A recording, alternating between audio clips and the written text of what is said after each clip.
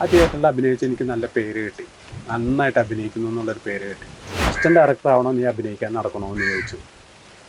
ഞാൻ വരാം, ഞാൻ അസിസ്റ്റൻ്റ് ഡയറക്ടർ ആവണം എങ്കിൽ നീ എഴുന്നേക്ക് ഉടനെ പോരെ, ഞാൻ സത്യ സ്റ്റുഡിയോയിലേക്ക് എൻ ശങ്കരൻ നായർ സാർ എന്നെ വിളിച്ചിട്ടുണ്ട്.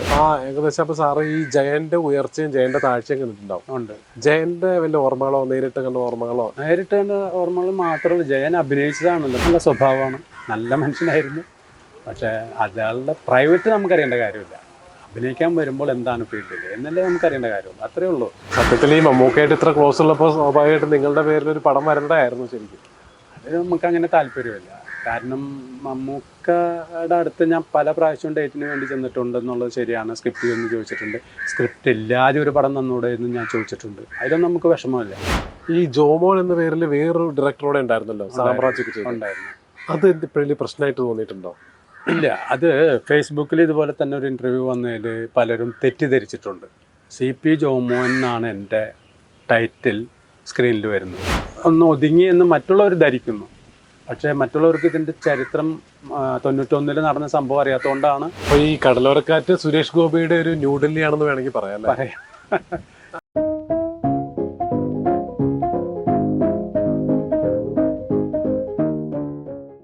ഈ 1973 സാർ ആദ്യം അഭിനയിക്കാൻ വേണ്ടിയിട്ടാണല്ലോ പോയത്. എന്തുകൊണ്ടാണ് ഒരു ആക്ടർ ആവണമെന്നുള്ളൊരു ആഗ്രഹം വരാൻ കാരണം എന്താണ്? അങ്ങനെ ഒരു ആഗ്രഹം വരാൻ കാരണം 1972 ഞാൻ നാടകം അഭിനയിച്ചുകൊണ്ടിരിക്കുകയായിരുന്നു തൃശ്ശൂർ എന്ന്. അങ്ങനെ ഒരു നാടക ട്രൂപ്പൊക്കെ ഉണ്ടായിരുന്നു ഞങ്ങൾക്ക്. കൂട്ടുകാരന്മാരൊക്കെ ചേർന്ന് ഒരു നല്ലൊരു സംഘം, ഒരു ക്ലബ്ബൊക്കെ തുടങ്ങിയിരുന്നു. ആ ക്ലബ്ബ് തുടങ്ങുമ്പോൾ നാടകം അഭിനയിക്കും. ആ നാടകം അഭിനയിച്ച് ഇങ്ങനെ കുറേ നാടകങ്ങൾ അഭിനയിച്ചപ്പോൾ അതിൽ അക്കൽദാമ എന്നൊരു പടം, ഒരു നാടകം അഭിനയിച്ചു. അതിൽ ഫെർണാണ്ടസ് എന്ന മെയിൻ കഥാപാത്രമാണ് ഞാൻ അഭിനയിച്ചത്. അത് തൃശ്ശൂരുള്ള റീജിയണൽ തിയേറ്റർ, ഒരു പബ്ലിക്കായിട്ടുള്ളൊരു, പബ്ലിക് മീൻസ് ഹാള് തന്നെ, പക്ഷെ അത് എല്ലാവർക്കും വന്നിരുന്ന് കാണാവുന്നൊരു സന്ദർഭത്തിലുള്ളൊരു തിയേറ്ററായിരുന്നു. ആ തിയേറ്ററിൽ അഭിനയിച്ച് എനിക്ക് നല്ല പേര് കിട്ടി. നന്നായിട്ട് അഭിനയിക്കുന്നു എന്നുള്ളൊരു പേര് കിട്ടി. അപ്പോൾ ഒരു കൂട്ടുകാരൻ ചോദിച്ചു, CPക്ക് സിനിമയിൽ അഭിനയിച്ചുകൂടെ, നല്ല അഭിനയമാണല്ലോ. കാരണം എന്നെക്കാളും നന്നായിട്ട് അഭിനയിക്കുന്ന ഒരാളാണ് എന്നോട് ചോദിച്ചത്, നാടകത്തിൽ അഭിനയിക്കുന്ന ഒരാളാണ് ചോദിച്ചത്.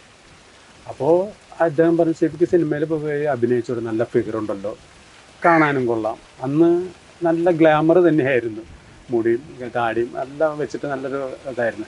അന്ന് ഫിഗറും ഉണ്ട്, അന്ന് എക്സസൈസ് ബോഡി ആയിരുന്നു. അങ്ങനെ അഭിനയിച്ചുകൊണ്ടിരിക്കുന്നപ്പോൾ എനിക്കൊരാഗ്രഹം തോന്നി, ശരി മലയാള സിനിമയിൽ പോയി ഒന്ന് അഭിനയിക്കാം എന്നുള്ള നിലയ്ക്കാണ് മലയാള ഇൻഡസ്ട്രിയിലേക്ക് ഇവിടുന്ന് വണ്ടി കയറിയത്. സിനിമയിൽ അവിടെ ചെന്ന് സമ്മാനം എന്ന പടത്തിൽ ശശികുമാർ സാറിൻ്റെ ഡയറക്ഷനിൽ പ്രേം നസീർ, ജയഭാരതി, മുത്തയ്യ ഇവരുടെ കൂടെ എനിക്കൊരു സീൻ അഭിനയിക്കാൻ കിട്ടി. അത് 73 അഭിനയിച്ചതിന് ശേഷം പിന്നെ മദ്രാസിൽ കുറച്ച് നാൾ താമസിച്ചു. അത് കഴിഞ്ഞ് നാട്ടിലേക്ക് വന്നു, പിന്നെയും മദ്രാസിൽ പോയി താമസിച്ചു. അതിനുശേഷം ഈ 3 വർഷം അഭിനയിക്കാൻ ചെറിയ വേഷങ്ങൾ, അരക്കള്ളൻ, മുക്കാക്കള്ളൻ, പ്രേം നസീറിൻ്റെ പടത്തിൽ ഞാൻ അഭിനയിച്ചു. അങ്ങനെ ഇതുപോലെ തന്നെ വേറെയും ഒരു ചെറിയൊരു ജയിക്കാനായി ജനിച്ചവൻ എന്ന് പറയുന്നൊരു പടത്തിലും ഞാൻ അഭിനയിച്ചു. അപ്പോൾ ചെറിയ വേഷങ്ങളാണ് കിട്ടുന്നത്. നല്ല വേഷങ്ങൾ കിട്ടാനായിട്ട് എനിക്ക് സാധ്യതയുണ്ടായിരുന്നില്ല. ആ സാധ്യതയ്ക്കൊക്കെ റൂട്ട് വേറെ പോകണമായിരുന്നു. അത് എനിക്ക് സാധിച്ചില്ല. അപ്പോൾ ഈ വേഷങ്ങൾ കിട്ടുമ്പോഴേക്കും നല്ല വേഷം കിട്ടണം എന്നുള്ള സാധ്യത ഇല്ലാത്തതുകൊണ്ട് എൻ്റെ റൂട്ട് മാറുവാനും തുടങ്ങി. എൻ്റെ ഫിഗറും മോശമാവാൻ തുടങ്ങി. 3 വർഷത്തിൽ ഫിഗർ മോശമാവാൻ തുടങ്ങിയപ്പോഴാണ് അന്ന് സാജനും അഭിനയിക്കാൻ അവിടെ വന്നിരുന്നു. സംവിധായകൻ സാജൻ, ചക്കരമ്മ സാജൻ അഭിനയിക്കാൻ അവിടെ വന്നിരുന്നു. ഞങ്ങൾ ഫ്രണ്ട്സായിരുന്നു. ആ സമയത്ത് സാജന് അസിസ്റ്റൻ്റ് ഡയറക്ടർ ആണെന്നുള്ള മോഹം വന്നപ്പോൾ സാജൻ അസിസ്റ്റൻ്റ് ഡയറക്ഷൻ പഠിക്കാൻ പോയി മണിസാറിൻ്റെ കൂടെ. അസിസ്റ്റൻ്റ് ഡയറക്ഷൻ പഠിച്ച് വന്നതിന് ശേഷം ഞാൻ ക്രോസ് ബെൽറ്റ് മണിയുടെ കൂടെ, അന്ന് ജോഷിയൊക്കെ അവിടെ അസോസിയേറ്റ് ആയിട്ട് വർക്ക് ചെയ്യുന്ന ഒരു സമയമാണ്. അങ്ങനെ സാജൻ വന്നതിന് ശേഷം എന്നോട് ചോദിച്ചു, ജോമോനെ അസിസ്റ്റൻ്റ് ഡയറക്ടർ ആവണോ, നീ അഭിനയിക്കാൻ നടക്കണോ എന്ന് ചോദിച്ചു. ഞാൻ വരാം, ഞാൻ അസിസ്റ്റൻ്റ് ഡയറക്ടർ ആവണം എങ്കിൽ നീ എഴുന്നേക്ക് ഉടനെ പോരെ, ഞാൻ സത്യ സ്റ്റുഡിയോയിലേക്ക് എൻ ശങ്കരൻ നായർ സാർ എന്നെ വിളിച്ചിട്ടുണ്ട്, ഒരു അസിസ്റ്റൻ്റ് വേണം, വരാൻ പറ്റുമോ എന്ന് ചോദിച്ചു. ഞാൻ അങ്ങനെ നേരെ സാജൻ്റെ കൂടെ സത്യ സ്റ്റുഡിയോയിൽ എൻ ശങ്കരൻ നായർ സാറിൻ്റെ കൂടെ ശ്രീദേവി എന്ന പടത്തിൽ അസിസ്റ്റൻ്റ് ഡയറക്ടറായിട്ട് അഭിനയിച്ചു. അന്ന് തന്നെ ക്ലാപ്പും പിടിച്ചു. അങ്ങനെയാണ്. ഈ 73 വരുമ്പോൾ ഏകദേശം അപ്പോൾ സാറ് ഈ ജയന്റെ ഉയർച്ചയും ജയന്റെ താഴ്ചയും കണ്ടിട്ടുണ്ടാവും. ഉണ്ട്.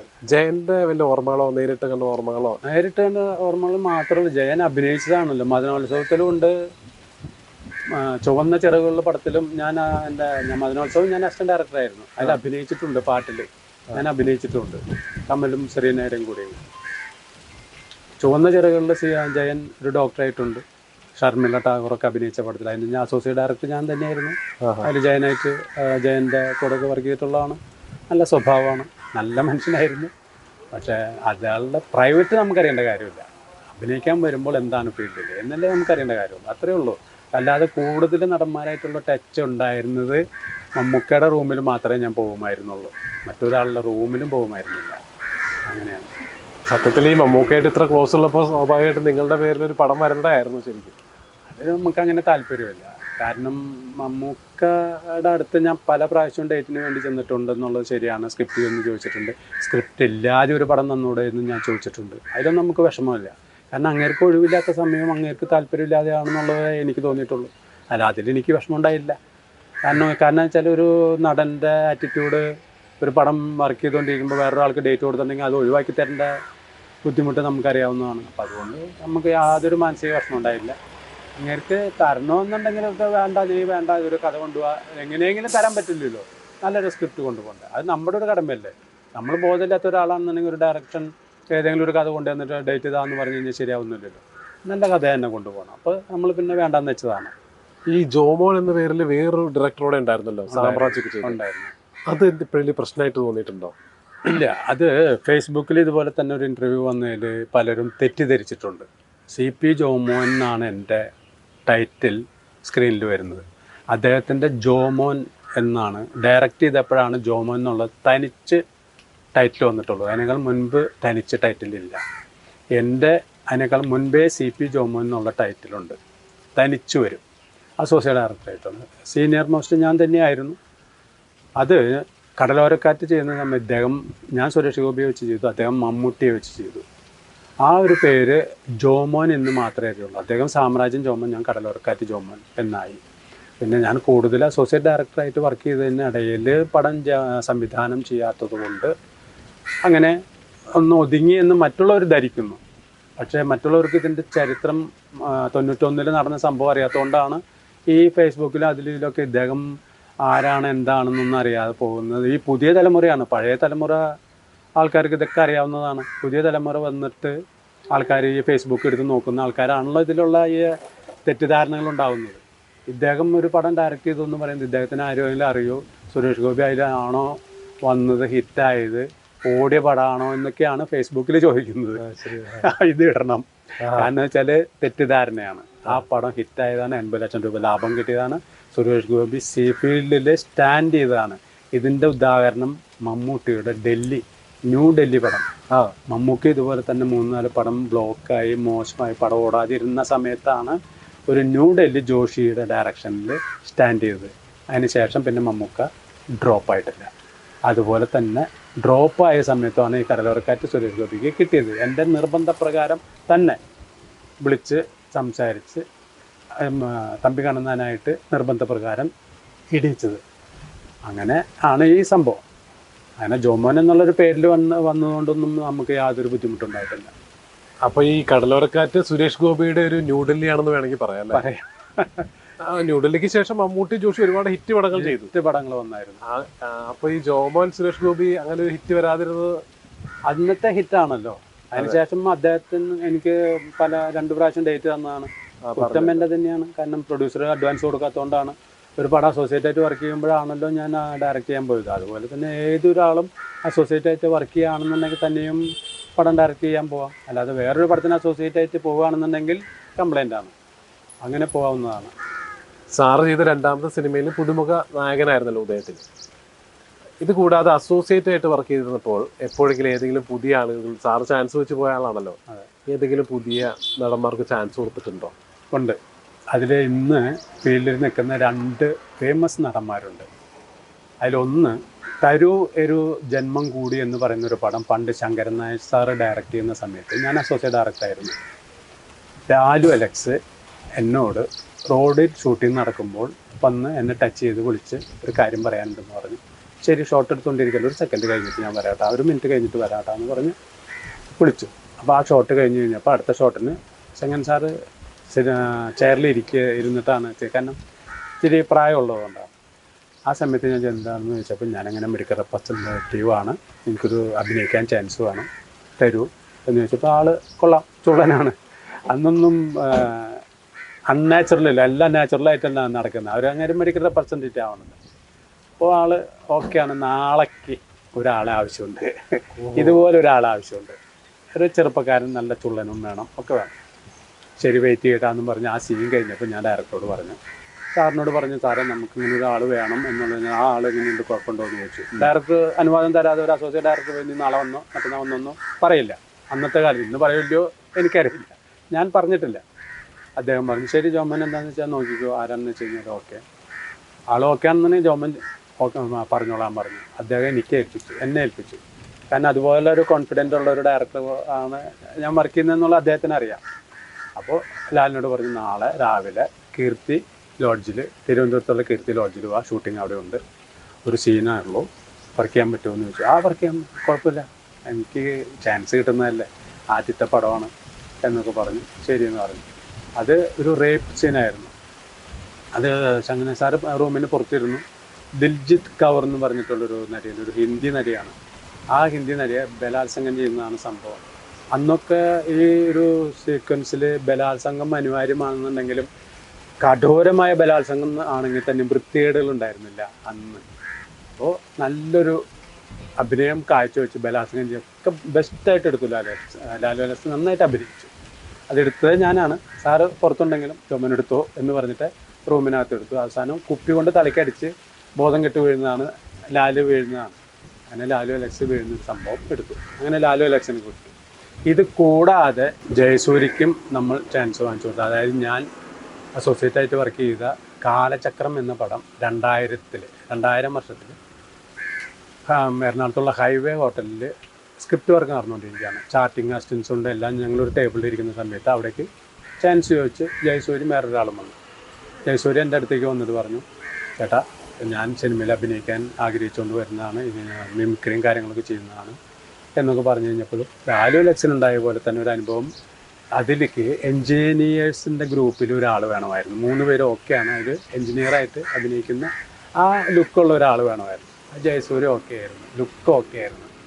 അങ്ങനെ പറഞ്ഞ് ശരി പറയാട്ടാ, നിങ്ങൾ 2 ദിവസം കഴിഞ്ഞ് വന്നിട്ട് പറയും, ഞങ്ങളോട് ഉണ്ട്, ഷൂട്ടിങ് തുടങ്ങിയിട്ടില്ല, കുറച്ച് ദിവസം കൂടി കഴിഞ്ഞിട്ട് തുടങ്ങുള്ള, ചെറിയൊരു പ്രോബ്ലം ഉണ്ട് എന്നൊക്കെ പറഞ്ഞു കഴിഞ്ഞാൽ, അല്ല ചേട്ടാ ഞങ്ങൾ എന്തെങ്കിലും കൈവിടരുത്, എനിക്ക് അഭിനയിക്കുന്നുള്ള ആഗ്രഹം കൊണ്ടാണ് ചേട്ടാ ഇങ്ങനെ പറയാം. എല്ലാവരും ഇത് തന്നെയാണ് പറഞ്ഞത്, 2 ദിവസം കഴിഞ്ഞ് 2 ദിവസം കഴിഞ്ഞ് അല്ല, ഇത് പറഞ്ഞാൽ നമ്മൾ ഓക്കെ 2 ദിവസം കഴിഞ്ഞ് വന്നു കഴിഞ്ഞാൽ നമുക്ക് ഓർമ്മയുണ്ട്, അഡ്രസ്സും ഫോൺ നമ്പറൊക്കെ തന്നിട്ട് പോയിക്കോന്ന് പറഞ്ഞു. അല്ല ചേട്ടാ നമ്മളൊക്കെ മറക്കല്ലേ എന്നൊക്കെ പറഞ്ഞ് നിർബന്ധിച്ചപ്പോഴേ ശരി നിൽക്കുക കേട്ടാ. അപ്പോൾ അസിസ്റ്റൻറ്റും ഞാനും കൂടി സംസാരിച്ച് ഞാനിപ്പോൾ അദ്ദേഹത്തിന് വിളിച്ച് ഡയറക്ടർ അടുത്ത് പോയിട്ട് വരാട്ടാന്നും പറഞ്ഞിട്ട് നേരെ ഡയറക്ടർ അടുത്ത് ചെന്നു. ഡയറക്ടർ അടുത്ത് ചെന്ന് കഴിഞ്ഞപ്പോൾ ഡയറക്ടർ ഇങ്ങനെ സിഗരറ്റ് വലിക്കുന്ന ആളാണ്. സിഗരറ്റും വലിച്ച് ഇങ്ങനെ ചെല്ലവിടെ പുറത്തേക്ക് നോക്കിക്കുക. കാരണം ഷൂട്ടിങ് തുടങ്ങേണ്ട ദിവസം കഴിഞ്ഞിട്ട് നിൽക്കുന്നത് അദ്ദേഹത്തിന് ഒരു 10 ലക്ഷം രൂപ കയ്യിൽ വരേണ്ടത് പിറ്റേ ദിവസമേ വരുള്ളൂ. അത് വന്നു കഴിഞ്ഞിട്ട് ഷൂട്ടിങ് തുടങ്ങാം. കാരണം പൈസ ഇല്ലാതെ ഷൂട്ടിങ് തുടങ്ങി കഴിഞ്ഞാൽ ശരിയാവില്ലല്ലോ എന്ന് കരുതി അദ്ദേഹം വെയിറ്റ് ചെയ്യാണ്. അതുകൊണ്ട് ഞങ്ങൾ ലോഡ്ജിൽ താമസിക്കുകയാണ്. അപ്പോൾ പിറ്റേ ദിവസം അതിലും എക്സിക്യൂട്ടീവ് കെ.എൻ. മേനോൻ, നമ്മുടെ പ്രണവ് മേനോൻ ചേട്ടൻ തന്നെയാണ്. അങ്ങനെ ഡയറക്ടർക്ക് കാണിച്ചു കൊടുത്തു, സാർ നമുക്ക് എൻജിനീയറായിട്ട് ഒരാളും കൂടി വേണമല്ലോ, 4 പേരുണ്ടല്ലോ. അതിൽ ഈ ജയസൂര്യ എന്ന് പറയുന്ന ഒരു ആൾ വന്നിട്ട് ഒന്ന് നോക്കാൻ പറഞ്ഞു. നോക്കിയാൽ ഞാൻ ജോമൻ ഓക്കെ, ജോമൻ എന്താ വേണ്ടത് ചെയ്തോന്നും പറഞ്ഞു. ശരി ഓക്കെ, അപ്പോൾ സാറ് കണ്ടില്ല ആൾ, ജോമൻ ഓക്കെ അടിച്ചോ ശരിയെന്നും പറഞ്ഞ് താഴേക്ക് വന്നു. ഫോൺ നമ്പറും ഇതെന്ന് പറഞ്ഞു, ഒക്കെ അഡ്രസ്സൊക്കെ തന്നു കഴിഞ്ഞിട്ട് വിളിക്കാട്ടോ ചേട്ടാ, മറക്കല്ല. ഇല്ല മറക്കില്ല, പേടിക്കണ്ട. ഞാൻ ഡയറക്ടറോട് പറഞ്ഞു കണ്ടില്ല, എൻ്റെ ഇഷ്ടത്തിനല്ലോ, ഡയറക്ടറോട് പറഞ്ഞു കണ്ടില്ലേ, ഡയറക്ടർ സമ്മതപ്രകാരമാണ് നിങ്ങൾക്ക് ചാൻസ് വാങ്ങിച്ച് തരുന്നത്. അത് ഞാൻ വേണ്ടാന്ന് വെക്കാൻ അധികം സമയമില്ല, പക്ഷേ വേണം എന്നുള്ളത് കൊണ്ടല്ല നിങ്ങൾ അഡ്രസ്സും ഫോൺ നമ്പറും എന്താ എന്ന് പറഞ്ഞ് നിങ്ങളെ വിടുന്നത്. ശരി ചേട്ടാ കൈവിടല്ലേ ചേട്ടാ. ശരി, അപ്പോഴും പറഞ്ഞു അദ്ദേഹം കൈവിടല്ലേ എന്ന്. ശരി ഓക്കെ എന്നും പറഞ്ഞിട്ട് വിട്ടു. മാനേജറിൻ്റെ അടുത്ത് അഡ്രസ്സും കൊടുത്തു. ഇന്ന് ചാർട്ട് ചെയ്ത് വെച്ചിരിക്കുക, ഇന്ന ഡേറ്റിൽ ആൾ വേണം എന്ന് പറഞ്ഞു. ആ ഡേറ്റിൽ വിളിക്കണം കേട്ടോ എന്ന് പറഞ്ഞിട്ട് മാനേജറിനെ ഏൽപ്പിച്ചു. അങ്ങനെ ജയസൂര്യ വന്ന് അഭിനയിച്ചു. 2000 പടത്തിൽ, ആ കാലചക്രം എന്ന പടത്തിൽ അഭിനയിച്ചു. അങ്ങനെയാണ് അയാളുടെ തുടക്കം. അത് അയാൾക്കറിയാം. പിന്നെയാണ് ഈ വിനയൻ്റെ പടം ഓമപ്പയ്യനും ഒരിയാട പയ്യനും ആദ്യത്തെ പടമാണെന്നും പറഞ്ഞിട്ട് വരുന്നത്. പക്ഷെ അതല്ല, അതിനേക്കാൾ മുമ്പ് ഒരു ചാൻസ് വാങ്ങിച്ചു കൊടുത്തു. ഈ 2 നടന്മാരും നമ്മൾ ചാൻസ് വാങ്ങിച്ചു കൊടുത്ത ഡയറക്റ്റ് നടന്മാരാണ്. ഈ ജയസൂര്യ അത്ര വലിയ സ്റ്റാർ ആയല്ലോ പിന്നീട് അദ്ദേഹത്തെ എപ്പോഴെങ്കിലും സമീപിച്ചിരുന്നത് കഥ എന്തെങ്കിലും പോയിരുന്നു. പക്ഷേ അദ്ദേഹത്തിന് ഒഴിവുണ്ടായില്ലാത്ത സമയത്താണ് ഞാൻ ചെന്നത്. സ്ക്രിപ്റ്റൊക്കെ ചെന്ന് പറഞ്ഞുകൊണ്ടിരിക്കുമ്പോഴേക്കും ഫുള്ളായിട്ട് തീർക്കാൻ പറ്റിയില്ല. അപ്പോഴേക്കും അദ്ദേഹത്തിന് തിരക്ക് വന്നു, ഷോട്ടിലേക്ക് വിളിച്ചു, ഞങ്ങൾക്ക് പോരേണ്ട ഒരു അവസരം വന്നു. പിന്നെ ഞാൻ പോയില്ല, കാരണം അദ്ദേഹം ജയസൂര്യ ഇത്തിരി ബിസി ആയല്ലോ. പിന്നെ ഞാൻ പോയില്ല, വേണ്ട എന്ന് വെച്ചാൽ ഞാൻ ബിസിയാണ്. എല്ലാ നടന്മാരുടെ അടുത്ത് ഡേറ്റ് ചെല്ലുമ്പോഴും ഞാൻ ബിസിയാണ്. അങ്ങനെയാണ് ഇത്രയും അസോസിയേറ്റ് ഡയറക്റ്റായിട്ട് വർക്ക് ചെയ്യാൻ പറ്റിയത്. ഇപ്പം പുതിയ കാലഘട്ടത്തിൽ നടന്മാരെ സംവിധായകരൊക്കെ നോക്കുമ്പോൾ എങ്ങനെ വിലയിരുന്നു? പുതിയ ഇഷ്ടപ്പെട്ട നടൻ ആരൊക്കെയാണ്, സംവിധായകരാരൊക്കെയാണ് പ്രതീക്ഷ? സംവിധായകർ നിറയെ ഉണ്ട്, നല്ല കാരണം എല്ലാം നല്ല ടെക്നിക്കലാണ്. എൻ്റെ അഭിപ്രായം അറിയുന്ന പല ഡയറക്ടേഴ്സുണ്ട്. എൻ്റെ അഭിപ്രായങ്ങൾ അറിഞ്ഞതിന് ശേഷം പിന്നെ ഡിസ്കഷന് മാറ്റിയിരുത്തിയതും ഉണ്ട്. കാരണം എൻ്റെ അഭിപ്രായം കേൾക്കുമ്പോൾ അദ്ദേഹത്തിന് മോശമാണല്ലോ, അദ്ദേഹത്തിനേക്കാളും ലേശം ബുദ്ധി ഉപയോഗിക്കുമ്പോൾ അദ്ദേഹത്തിന് ബാധിക്കുമെന്ന് കരുതിയിട്ട് മാറ്റിയിരുത്തിയിട്ടുള്ള സംവിധായകരുമുണ്ട്. നിറയെ ഡയറക്ടേഴ്സിന് എനിക്ക് തൃപ്തിയായിട്ടുള്ളതുണ്ട്. പുതിയ ആൾക്കാരാണെന്നുണ്ടെങ്കിൽ തൃപ്തി പറയേണ്ട കാര്യമില്ല. അവർക്ക് ടെക്നിക്കൽ സൈഡിൽ എന്തെങ്കിലും മിസ്റ്റേക്ക് ഉണ്ടെന്നുള്ളത് കുഴപ്പം വരാതിരിക്കാനാണല്ലോ എന്നെ വിളിക്കുന്നത്. കാരണം ഞാൻ എക്സ്പീരിയൻസും അറിയുന്നത് കൊണ്ട് അങ്ങനെ പല ഡയറക്ടേഴ്സും ഉണ്ട്. എൻ്റെ അഭിപ്രായങ്ങൾ അറിഞ്ഞ് ചെയ്യുന്ന ഡയറക്ടേഴ്സും ഉണ്ട്. നമ്മൾ അവരുടെ മാന്യത നമ്മൾ കുറയ്ക്കാറില്ല. അതുകൊണ്ട് ജോമോനെ വിളിക്കാം എന്നുള്ള പേര് എനിക്ക് ഫീൽഡിലുണ്ടായിരുന്നുകൊണ്ട് അടുത്ത ഡയറക്ടേഴ്സ് എന്നെ വിളിക്കുന്നു. അങ്ങനെയാണ്. ഇപ്പോൾ പുതിയ കാലഘട്ടത്തിലെ നടന്മാരെ പറ്റി ഓർക്കുമ്പോൾ പുതിയ സിനിമകളൊക്കെ കാണാറുണ്ടല്ലോ അല്ലേ? ഉണ്ട്, കാണാറുണ്ട്. ഇഷ്ടപ്പെട്ട പുതിയ കാലഘട്ടത്തിൽ ഇഷ്ടപ്പെട്ട നടന്മാരായിരിക്കുകയാണ്? ഇഷ്ടപ്പെട്ട നടന് ഒരാളെ നമ്മൾ മാറ്റി നിർത്തേണ്ട കാര്യമുണ്ട്. എല്ലാവരും കാരണം പുതിയ ആൾക്കാരെടുക്കുന്നതൊക്കെ ഫ്രെയിമിൽ അഭിനയിക്കാൻ അറിയുന്നത് പോലെയുള്ള ചെറുപ്പക്കാരാണ് വരുന്നത്. നന്നായിട്ട് അഭിനയിക്കുന്നുണ്ട്. അതിൽ ഒരാളെ മാറ്റി നിർത്താൻ പറ്റില്ല. ഫഹദ് ഫാസിൽ വന്ന സമയത്ത് തന്നെ കയറി വന്ന് ഇപ്പോൾ 100-150% അഭിനയത്തിൻ്റെ മേലെയാണ് നിൽക്കുന്നത്. അത്രയും കഴിവായി വന്നില്ലേ? ഇതൊക്കെ നമ്മൾ കണ്ടുകൊണ്ട് വന്നതല്ലേ. അതുപോലെ തന്നെ ഉണ്ണിമൂന്തൻ വന്നതും, ഉണ്ണിമൂന്തൻ്റെ കൂടെ ഉണ്ടായിരുന്ന ഒരു നടൻ മാത്രമാണ് ഇത്തിരി സൂപ്പറായി വരാതിരുന്നത്. ഒരുമിച്ച് വന്ന 2 നടന്മാരിൽ ഒരാൾ.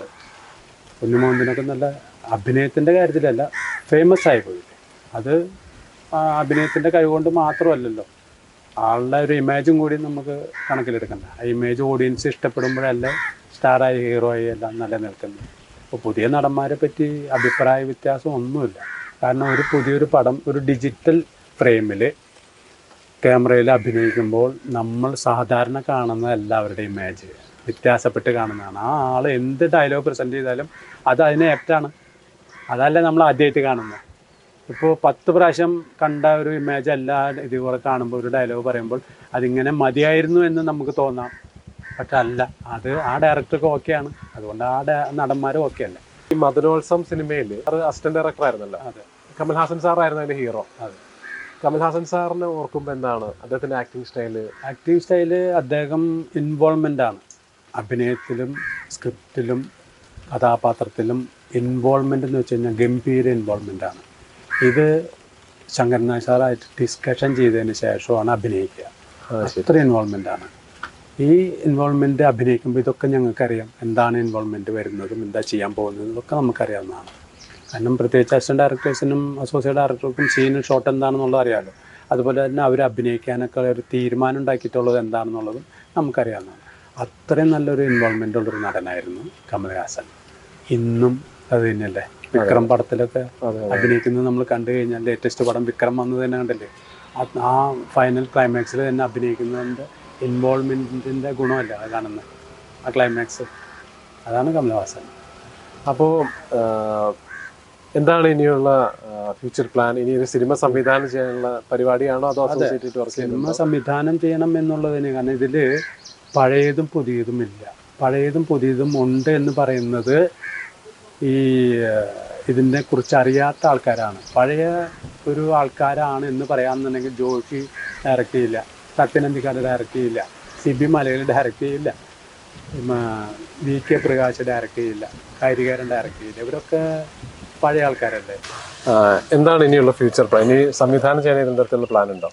പ്ലാനുണ്ട്. അതിനുവേണ്ടി സ്ക്രിപ്റ്റും കാര്യങ്ങളൊക്കെ റെഡിയാക്കി വെച്ചിരിക്കുന്നു. ഒരു പടം തീർക്കാനുള്ളൊരു കപ്പാസിറ്റി ഉള്ളൊരു പ്രൊഡ്യൂസർ ഇല്ലെങ്കിൽ തന്നെയും ഒരു പാർട്ട്ണർഷിപ്പിൽ പടം നമുക്ക് ചെയ്യാവുന്നതാണ്. അതിന് 2 പേരും ജോയിൻ ചെയ്തിട്ടുള്ളൊരു തയ്യാറെടുപ്പും കാര്യങ്ങളൊക്കെ ആയിട്ടുണ്ട്. അപ്പം അതിന് വേണ്ടി കാത്തിരിക്കുന്നു. കൺഫേം ആവണമെന്നുണ്ടെങ്കിൽ ആ പ്രൊഡ്യൂസറൊക്കെ നമ്മൾ ഡിസ്കഷൻ ചെയ്യും. ഇപ്പോൾ ഈ നടക്കുന്ന സിറ്റുവേഷനിൽ അതൊന്നും നടക്കാത്തൊരു സന്ദർഭമാണ്. അപ്പം അതിന് വേണ്ടിയിട്ട് നമ്മൾ കാത്തിരിക്കുന്നു. പടം ചെയ്യാനൊക്കെ നല്ലൊരു സ്ക്രിപ്റ്റ് റെഡി ആക്കിയിട്ടുണ്ട്. കഥയെ തിരക്കഥ സംഭാഷണമൊക്കെ വേറെ ആളുടെയാണ്. അത് നമ്മളത് സെലക്ട് ചെയ്ത് നല്ലതാണോ ഇല്ലയോ എന്ന് നോക്കിയിട്ടാണ് ഇത് എടുക്കുന്നത്. ഒരു സ്ക്രിപ്റ്റ് കിട്ടി, അത് ഞാൻ തന്നെ റെഡിയാക്കി, അതല്ല, വേറൊരാളുടെ കഥകൾ പലതും കണ്ടതിനും കേട്ടതിനും ശേഷമാണ് നമ്മളിത് എടുക്കുന്നത്. അത് റെഡിയാക്കി വെച്ചിട്ടുണ്ട്. അതിന് ആർട്ടിസ്റ്റുകൾ ഇന്ന ആൾ നിർബന്ധമില്ല. നല്ല യുവതലമുറയിലുള്ള സ്റ്റാറുകൾ ആരായാലും വിരോധമില്ല. പുതിയ ആളെ ഇട്ടെടുത്താലും പടം ഹിറ്റാവും എന്നുള്ളത് എൻ്റെ തെളിവ് സ്ക്രിപ്റ്റാണ്. ആ സ്ക്രിപ്റ്റ് ഓക്കെ ആയതുകൊണ്ടാണ് ഇത്രയും താല്പര്യത്തോടു കൂടി പറയുന്നത്. ബഡ്ജറ്റ് കുറയുന്നത് പുതിയ ആൾക്കാരിട്ട് ചെയ്ത് പടം നന്നാക്കി എടുത്തു കഴിഞ്ഞാൽ ബഡ്ജറ്റും കുറയും, പടം ലാഭം ഉണ്ടാക്കാനുള്ളൊരു കപ്പാസിറ്റി ഉണ്ട്, മനതൃപ്തിയുണ്ട്. അതിനുവേണ്ടി വെയിറ്റ് ചെയ്യുന്നു. അപ്പോൾ സാർ ഇത്രയും നേരം ഫോക്സ് ടൈംസിൽ നമ്മളോട് സംസാരിച്ചതിന് വളരെ നന്ദി. അപ്പോൾ all the best. Okay, thank you.